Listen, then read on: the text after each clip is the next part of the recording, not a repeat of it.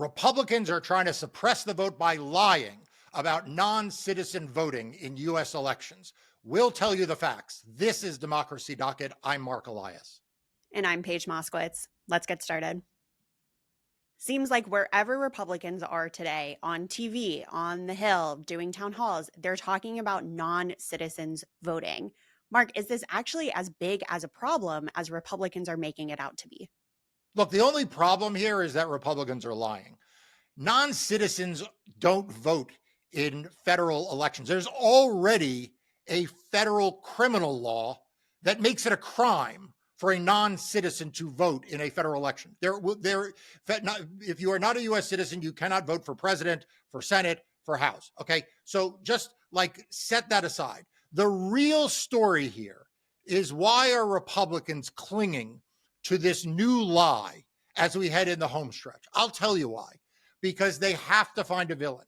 You know, every election cycle, they have to find a villain. And for this election cycle, they are manufacturing a problem that does not exist.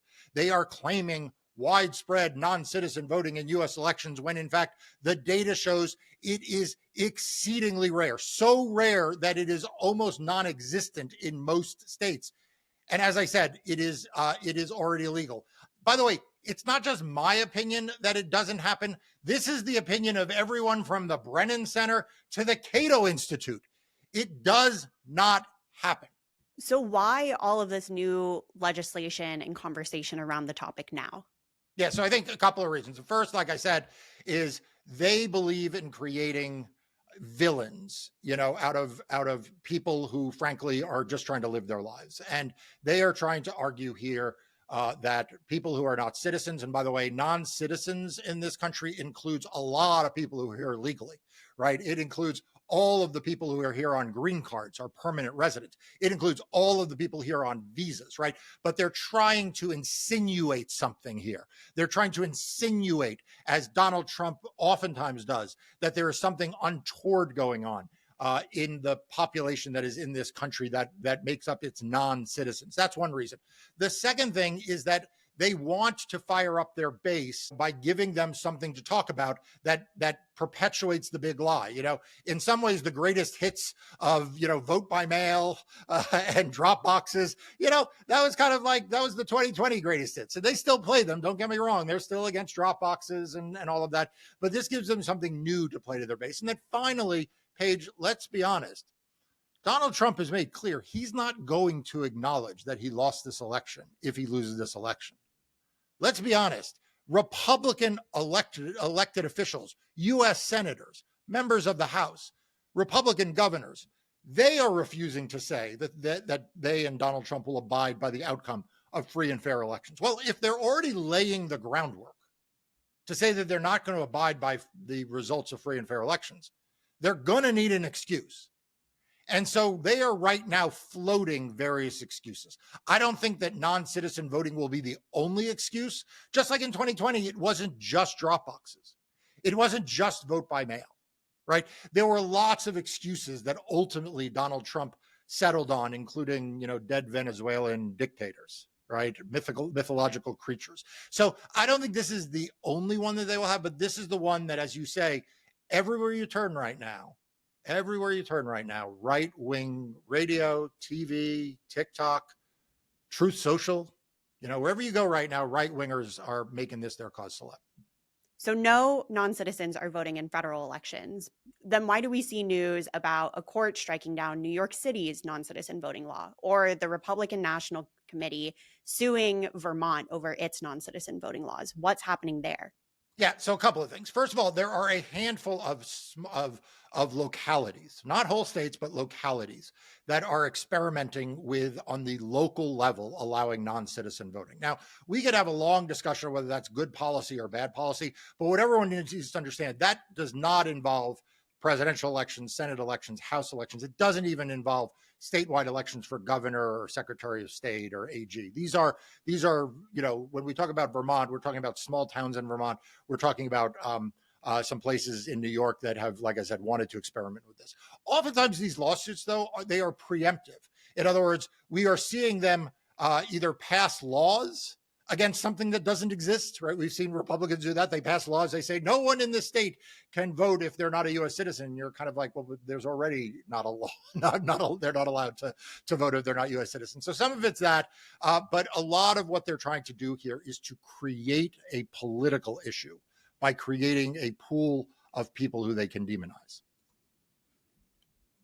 House Speaker Mike Johnson has introduced this bill. It's called the SAVE Act. He says it's needed to prevent non-citizens from voting. But Mark, you already said that's illegal. It doesn't happen. Non-citizens don't vote in federal elections. So what does this SAVE Act actually do?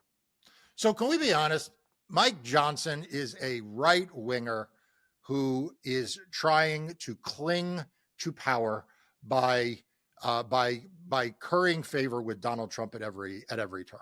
You know, he's hanging by a thread. There are all these no confidence votes or, motions to vacate the chair, whatever they're called. And his only way of staying in power is to rely on Democrats, which, is one thing. But the second is to keep in Trump's good graces, which is the reason why he frankly humiliated himself. He debased himself in his office by showing up at Donald Trump's trial. Do you notice they all show up in Donald Trump's trial?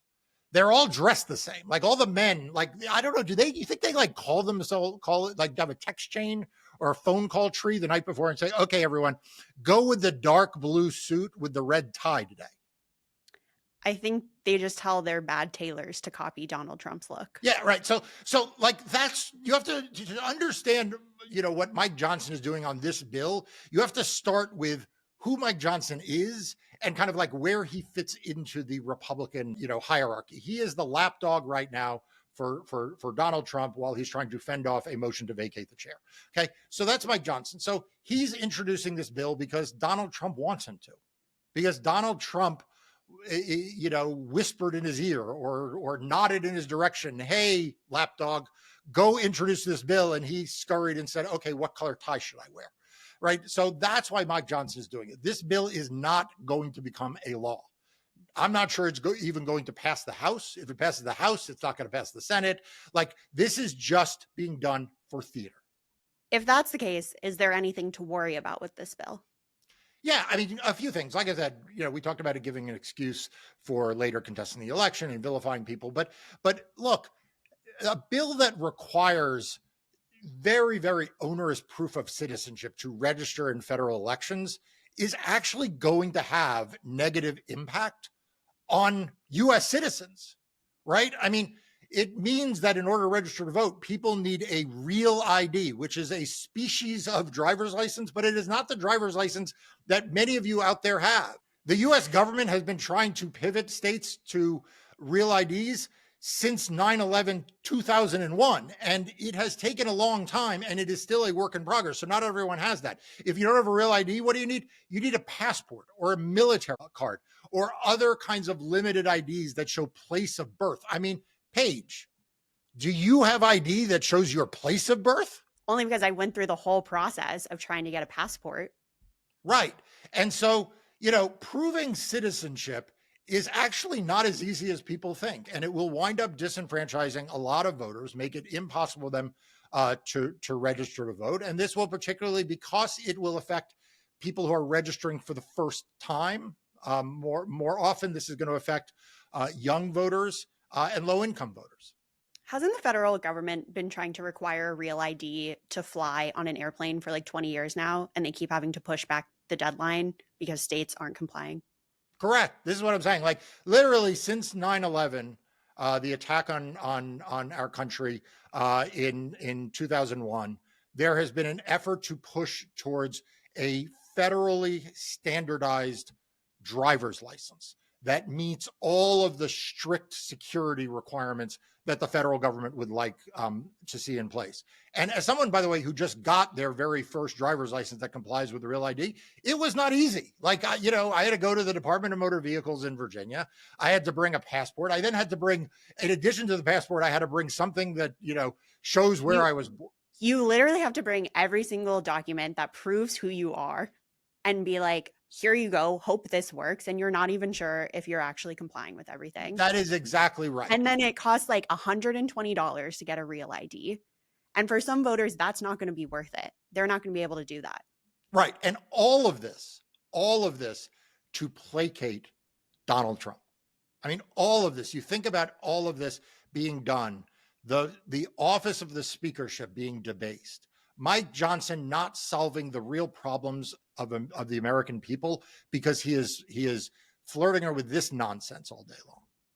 Mark, do you think this is the last time Republicans will try to do some sort of messaging bill about the elections before November? Absolutely not. Look, we need to always stay vigilant. Democracy Docket has covered a number of these efforts by Republicans at the state level, Republicans at the federal level, to try to pass legislation to make it harder to vote and easier to cheat. Some of these are, as you say, message bills. And we've seen that in states like Arizona, where the Republican legislature keeps passing more voter suppression laws. And again, Democracy Docket's coverage on this has been amazing. If you're not already a subscriber, make sure you subscribe to Democracy Docket's free daily and weekly newsletters. The link is in the show notes below. But we've also seen in states like Georgia, where they actually passed a new voter suppression bill. Right. So it's a mixture of message bills and bills that they actually are going to pass. What we know, though, is that Republicans are not going to give up in using their legislative tools to try to affect the outcome of the 2024 election. So we need to make sure everyone is registered to vote. If you're not sure, go check. We need to make sure everyone has a plan to vote. If you're not sure what the voting rules are in your state, check it out. Go to Democracy Docket. Check your local Secretary of State or county website. But it is incumbent upon all of us to not let the Republican voter suppression machine win out. We need to make sure that come November of 2024, we set aside all of the Republican rhetoric and we vote. Thanks for watching this episode. Like I said, make sure you are subscribed to Democracy Docket's free daily and weekly newsletters and find out the truth about all aspects of the voting process.